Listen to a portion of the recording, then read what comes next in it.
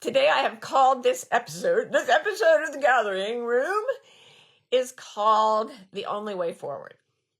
And I have thought of it because I've been trying to make forward-thinking plans. And there is no way to plan all the things that are going to happen. How do I know this? Because change is escalating, and I've always sort of thrown myself into change. And if I just look at the last year of my life, about every 6 months, something happens and I think, I did not see that coming. And it just turns my life completely around. Like, for example, I am now a morning person.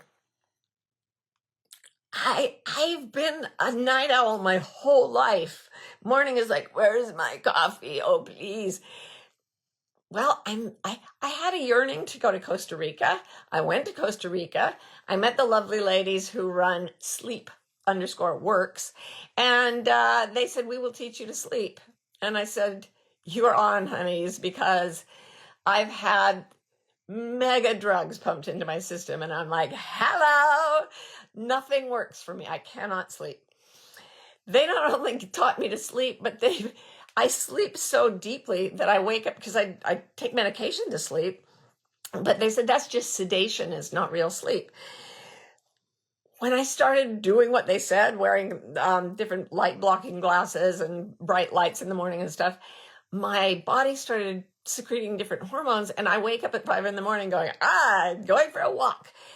I did not see that coming, y'all. Now, the reason I'm talking about this is because it's my whole philosophy of life. Why did I go to Costa Rica? Because I knew I was going to meet people there who would teach me to sleep? No. I didn't know why I wanted to go to Costa Rica. Just like I didn't know why I wanted to have a ranch in California or then move to Pennsylvania. People are always asking me, why are you doing this? And I'm like, I don't know. That's not a popular story in our culture. People don't want to hear, I don't know why I'm moving across the country or where I'm going for that matter. I need to go east. But it's how I have lived ever since I sort of took leave of my senses way back in my 20s. When I decided that I was going to, instead of only believing things that were proven, since nothing can be absolutely proven, I was just going to entertain anything until I found out that it didn't work. But I was going to leave my mind wide open. And and there were things that happened that I didn't know how to navigate. I just did not know how to have little kids and get my doctorate and do all this stuff. So I just sort of threw myself upon the mercy of the universe. I was like, whatever, just like, if it feels a little better, then if something feels good, I go toward it in a very specific way. Something has to feel good to my soul, my spirit. And that comes upon me, we've talked about this many times, as a feeling of complete peace, that identification with space and silence. We'll do the meditation in a minute. And the loss of identity that comes when you really drop down into that. In that stillness, silence, and space that I'm always going on about, sometimes nothing moves, but sometimes it moves rapidly. It says this way. This way. See, when I believe in manifestation, right? Like what you think about a lot, you probably will manifest it if you don't get in the way of your good fortune. But I also think that our higher selves are manifesting what these meat selves can do. So there's a broader being that is connected to, that is just one. We're all one. And that part of us, that eternal part of us, moves us from place to place sometimes. In my first memoir, I compared it to the puppeteers in Japan who just stand on the stage moving these puppets. So in my life, I have found that the sense of being pulled by my heart and soul, it's a kind of yearning mixed with peace and trust that I am meant to have what I deeply desire. That feeling, which I don't have a single word for, sort of pulls me forward. And it's the only way forward for me. And it was so funny. I thought, okay, well, I'm so weird. I'm the only one who can do this. But then I started teaching life coach training, right? It's a fine, noble job, and it's a good thing to be trained in. But secretly, I was just training people to like find their way forward the way I do. And as I started getting cohorts of trainees, I would do a little questionnaire. Why did you join the life coach training? And fully 85% of the people that show up say, I have no idea. I do not know why I'm making this massive step. And I was like, yes, my people, they're out there. Because when you learn to do things because you're being pulled by the heart, you have no idea the riches of experience, of love, of abundance, of everything that is in store for you. So I went to Costa Rica just because I really wanted to go to Costa Rica, and found people that could teach me to sleep, and it changed my life. Another example of going toward something, being led by the heart, is when I moved to Phoenix, when I was just learning this method, I would sit and I would listen for what my heart yearned for. And one day it was like, I need to write a screenplay. I really do. And it hit me so hard. I was like gushing tears, like geyser tears. And I went to my then husband and I was like, I have to write a screenplay. And he was like, ooh, yeah. Like, I have great faith in you. Maybe you can like publish a book, but screenplays, we're talking a whole different realm of improbability. I was like, I don't know why, I just have to. And wouldn't you know it, that day I went to a poetry reading and they passed around a sign-up sheet for people who wanted to write screenplays. And I was like electrified. So I write my name on it and my phone number, and I take down the numbers of other people who are going. When the day came, I drove like 45 minutes across Phoenix to a different part of the city. It ended up being 4 people, like sitting in a trailer, including me, saying, yeah, I want to write a screenplay about armadillos. I mean, it was not great. But one of those 3 other people was a writer who lived less than a mile from me and became my first friend in Phoenix. And that group never met again. It just fell apart. The desire to write screenplays, gone. But I had a friend. Sometimes I think we get yanked in ways we don't understand, and then our minds say, oh, this is why I'm doing it. And I think our higher selves kind of are tricksterish about it. They will tell us, they will let us think it's for one thing, when really it's for another. One of my favorite massive examples of this, I love this game, Preserve Loi, which is in South Africa, and it's beautiful. The wilderness has been rehabilitated to its natural state. It's an incredible place to go see wildlife and to see the world as it was 70,000 years ago, and to see humans working in harmony with nature and with the wildlife. So I had been going there for like 20 years, almost every year, except for the pandemic. And their own hangs a tale, because in about 2014, I would go to Loi and everyone was talking about 2020. We're going to build a self-sustaining African village, and we're calling it 2020 because 2020 vision, it's really good, like the whole repetition, 2020, it's catchy, right? So we're going to have our own water filtration system. We're going to purify all our own water. We're going to grow our own vegetables here in the vegetable gardens using the gray water that comes from purification. We are going to have solar power, everything. We are going to be totally off the grid, self-sustaining, 0 carbon footprint.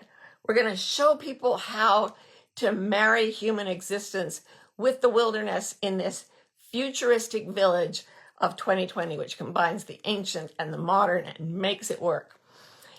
And 2020 came, and nobody traveled anywhere.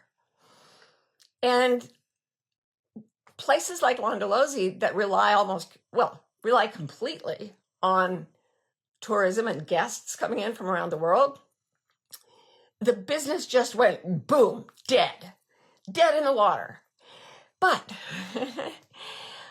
Loi has about 240 people, I think, or 280. I don't remember. But it's not a huge group, but it's not a small group of people who live and work there and need it for their living. And those people had solar power, everything. and they had their own water filtration system, and they grew their own vegetables. They very, very carefully and humanely would go out, and there are hundreds and hundreds and hundreds of these small antelope called impala. So they would hunt an impala for the village until, once a week, and spread it out among all those people. And they got through. They got through pretty darn well. And it was just the most astonishing example of everyone was on fire to get this ready by 2020. They thought they knew why. And yeah, the reasons why are still wonderful. They showed us how we really can partner with the earth. We really can live in harmony with nature. And by the way, there's going to be a pandemic, so let's make sure everybody who's following is going by heart. They call it Heartware instead of hardware, is going to be safe during that time and provided for. So, and this, let me tell you, did not happen to just anybody. It happened to people who have a daily practice of listening. I've spent so much time with the people who run and operate Landalosi, mostly the Vardy family, the Vardy-Liebern family. And these are people who walk the talk. They are meditators. They are wayfinders. They've been through the coach training that I teach. They didn't know why. They just did it.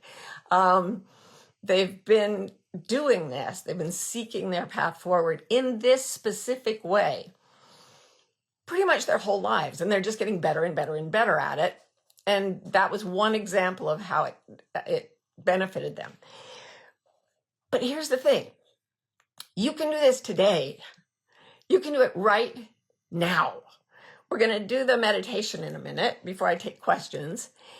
And when we do our meditation, the space, stillness, and silence meditation, what I'd like you to set your intention. And your intention will be that you'll bring your attention off the reasons you do things in the outer world, and you will focus during the meditation specifically on your heartware, on what you feel as a yearning to move forward. And it can be toward anything at all. Don't try to define it too tightly. Don't try to picture it vividly. Feel for the yearning that comes up in any form whatsoever. Just allow yourself to linger on it. And then even if you don't know what it is, drop any disbelief that it can't come true. Just let yourself trust the force. And it doesn't have to be specific, or it may be very specific. Either way, trust the force. Just picture it, allow it to be a possibility. Okay? All right. Let's go into the meditation. Now, first I'd like you to identify, just get comfortable and become aware of your neuroception of everything your nervous system is feeling, everything you're feeling physically, and then everything you're feeling emotionally. Allow it to be as it is. Don't fight negative feelings or weariness. Just be with it and say to yourself, it's okay. It's okay. Little anxious one. It's going to be all right. Now, sit in a comfortable position. Close your eyes if you want. And then ponder the following questions while you allow your yearning to come fill your heart space. Okay? Can I imagine the distance between my eyes?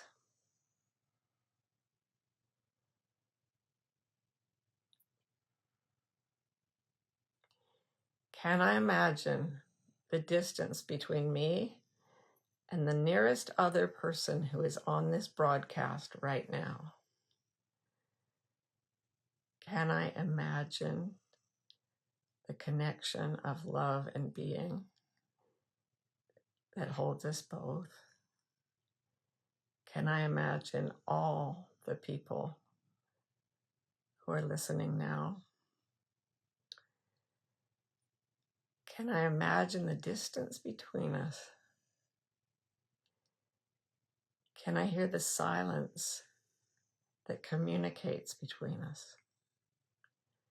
where the pure tone of longing and love goes from each of us to each other.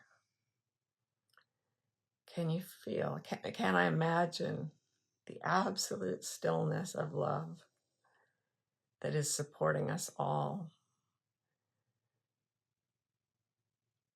Can I imagine the space inside my body? Can I imagine the space between my heart right now and the place I am meant to go in the near future? The situation, the space, the relationships, the activities. Can I imagine the space, stillness, and silence between me and that future moment? Let the connection be. And as you come out of the meditation, don't sever it. See if you can just move through that field of connection that is pulling you toward what you're meant to do next. This is what I really coach people to do. And it will take you places and you'll say, I have no idea why I'm here. But oh boy, are good things happening. Woo. That was a very strong, intense, it's very buzzy feeling for me. People say they get buzzed from alcohol. I've never felt that. I don't like it, but I feel buzzed right now. All right, so S.J. Kramer says, aren't you scared to be not responsible if you follow your peaceful yearnings? Isn't that interesting how it sounds totally logical for us to differentiate responsibility and peacefulness? Like, if you're at peace, you can't be responsible. That is a lot of what our culture teaches us. I would question that belief. If you're not peaceful, how can you be responsible? If you're not bringing more peace through this body, your body, into the world and sharing it with others, if you're not doing that, how do you call that responsible? Be worried, tense, miserable? That's not what we owe each other. What does Ani DeFranco say? The world owes us nothing. We owe each other everything. We owe each other the world. Yeah. So follow your peaceful yearnings. That, to me, that's the most responsible thing you could do. Jen Berlingo says, does Martha teach the Wayfinder training live or other teachers? Oh, interesting question. Some of it is live. Some of it is recorded videos where I teach the actual methodologies. And then you have other instructors who help you and mentor you and are very gentle. They're not exactly teachers. They're wayfinders. They work this way and they teach you to work this way. And then we have our cover story, which is we're life coaches. Jacqueline says, how can I tell the difference between intuition about people or ideas and my own mind? I've been wrong about people before, and it's made me question my intuition some. I believe that if you're in total integrity, and that doesn't mean being really righteous, it means being whole, acknowledging and embracing every part of yourself as one united entity, not fighting yourself at all, allowing yourself to be as you are, that you drop into a space of truth, clunk, and it's like a puzzle piece fitting. At that point, when people come into your energy field and they have a different energy than that, your heart will not pull toward them. It will say, oh, that again, no. That smells funny and I'm not going to eat it. So before, for example, I acknowledged my history of sexual abuse, I was always misjudging people and always ending up going into like emotionally dangerous situations. As soon as I acknowledged the totality of my past and sort of got to a place of integrity with it, I was a bit wonky on the intuition side, but once I became whole in that way, I haven't been misled nearly as many times. And the closer I get to perfect integrity, the easier it is for me to read a situation or read a person by the feeling of pull or push. It's really not up here, it's here. So this method is the only way forward for me in any situation. Okay. Fian Photo says, the job I yearn for is specific. There's a pretty set study path, though, which would be out of reach financially. In this case, is it better to drop the dream or trust that I can find another way? I would do both.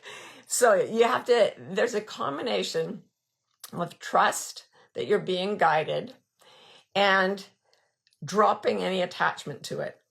If you haven't seen American Symphony, which is a documentary about the brilliant musician John Batiste, it's about a time in his life when he's under tremendous pressure.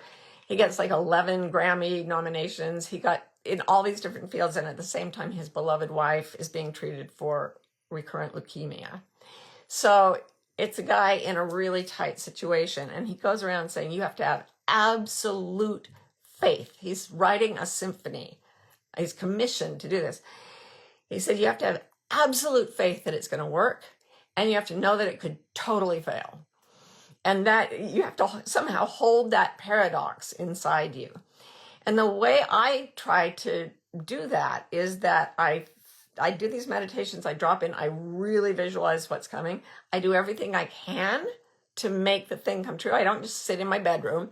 I do everything I can to make it come true. And then I just drop it. It's so funny because Costa Rica was a dream for me for a long time. And then I finally just booked a vacation and paid for it and everything. And then after I'd already paid for it, I got this free trip to Costa Rica. It's like once I dropped the worry that it wouldn't happen, it happened because I deliberately made it, but it also happened sort of magically for free. So it's an interesting, when you come from the heart, things like that will happen to you a lot. And each time it boosts your ability to trust, even though you know it may all fall apart. It's like the weirdest trick. You have to get out of duality and be in the field of love that has no dualities. And then you can hold that paradox and it still makes sense. Yeah, but it's all about that field of love. Danielle says, hi, Martha and Ro. Ro is over there sending me things. After years of work, my IG, which is the main way I attracted clients, was actually accidentally deleted by a Meta. Oh my gosh. I'm using it as a reason to start anew. Tips for starting over more successfully. It just makes me think about, I paint every day, watercolor, and you can't erase. And I can spend hours and hours and hours on a painting and then put in one stupid brush mark that just ruins the whole thing. And if I want the painting to turn out the way I see it in my head, I start over and I do all those hours and hours and hours again. But here's the thing, Danielle. The second painting or the third or the fourth is informed by all the others. So the quality skyrockets, and I start with a vision, not only of what I want it to look like, but exactly how I need to get there. And I'm always bummed out when I think, it didn't work. And I'm always bummed out when I'm starting all over. And then I'm always like, okay, this is why, because I know this painting now. I know how to do it. And each painting I know teaches me to know other paintings more easily. So it's horrible that your Instagram got accidentally deleted. And it's an opportunity to come from the heart and make an Instagram account that is fully guided by, I have no idea what. Just like a wayfinder coach. I have no idea why I'm doing it, but I'm going to do it beautifully. And I'm going to do it soulfully and lovingly and joyfully. And who knows what is going to happen to you as you do that. All right. Jessica says, I learned in class this morning, we had a little class, that I go into flop. Her nervous system gives up when my stretching imagination hits max capacity. Tips to increase my faith and self-esteem to allow expansion. What I would do is go into nature, go among animals, go among trees, feel your kinship with them, feel their total acceptance of you, and feel your love for them. And then realize that you cannot experience an emotion like love unless a circuit is being completed And Eckhart Tolle says nature loves the way humans love it. And so it loves us back. So as you love the natural world, you realize that as part of it, you are equally deserving of love. Then you go back into the human world. It's a little more complex. There are some variables. You can get there to where you love every person you see so much that you know that you, as a reflection of them, are also infinitely precious. But I'd start with nature first, especially if you're a born wayfinder. That's a whole different story. But if you were born to the archetype of the medicine person, this is a good way for you to go. All right, City Lotus says, do you have a new morning practice, Martha, to cultivate this feeling of peaceful yearning? Yes, I do. I go for walks, like really long walks, like 3-mile walks. That's another thing. When you guys saw me a couple of years ago when my foot was surgically reconstructed, and I did not expect to ever have strong feet again. Not at all. I put some on a vision board thinking that's not going to happen. It's happening. Like the sleep thing, suddenly I'm a morning person. I'm bursting with energy in the morning, and I go out there and I walk 6, 7, 8 miles and soak in this forest, this incredible forest. And it is just pure worship. It's pure worship, pure joy, pure happiness. I cannot believe that at my age, this is happening. My body turned around the way it did. So yeah, but that came to me. And when I get up in the morning, it's my heart pulling me outside. It's not a fitness program. It's a spiritual practice, and it's amazing. And just follow your heart to your spiritual practice. Don't make rules from your head. Follow your heart. Carl Louise 12 says, if you think you want something, but that's not your reality, does that mean you don't really want it? Sometimes. You can check it out. There are many times when I've seen people get what they said they wanted and it wasn't good. They didn't like it. And you just have to check it out. It's like learning how big your car is. You kind of have to bump it up against a bush or something before you know exactly how far it extends. And the whole experience of being human, I think, is about learning to differentiate between the things we truly want and the things that, are socialized into us. It's not what we really want. We're here to manifest what we really want. We're here to feel wonderful, to learn to feel wonderful by feeling not that wonderful a lot. Couple more questions. Your bestie Etsy says, what are the physical cues of peaceful yearning? What does it feel like in the body? I think it's different for everyone. I mean, this is when we do the coach training, everybody gets really in touch with their own physical manifestation, and it's going to be different for everyone. For me, it's like a waterfall rushing. It comes down through my head and then just shoots out through my body, but especially from my chest, my solar plexus, my heart space. But yours is going to feel different. One thing I will tell you is it will feel good, really good. It is falling in love in a million different ways. So you'll find it. It's not a mystery. When you fall in love, you know it. Finally, Emily says, how do you learn to feel your yearnings when anxiety makes everything new feel unsafe and like you don't be able to cope with the change? You learn to calm your anxiety. I just wrote a whole book about it, but it won't be out till January. I'm pretty sure that on these recordings, I've talked a lot about anxiety and how to just allow the part of you that's anxious to be anxious and then start giving it kindness. It's okay, sweetheart. You're going to be all right. You've been to this place before. It's not the worst. Look, everything's safe right now. And, if you don't get what you want, you may get something else beautiful, but I'm going to believe you're going to get what you want. I'm totally down with this. You just start talking like a person who has infinite power and loves you infinitely. And then you find that you're connected with a power that has infinite capacity and loves you infinitely. There's just one of us. There's just one thing that loves us all, and it is everything, and it's everywhere. And that's just my story, and I'm sticking to it. So, happy moving forward, wherever it takes you. Have a fun, wild ride. See you soon.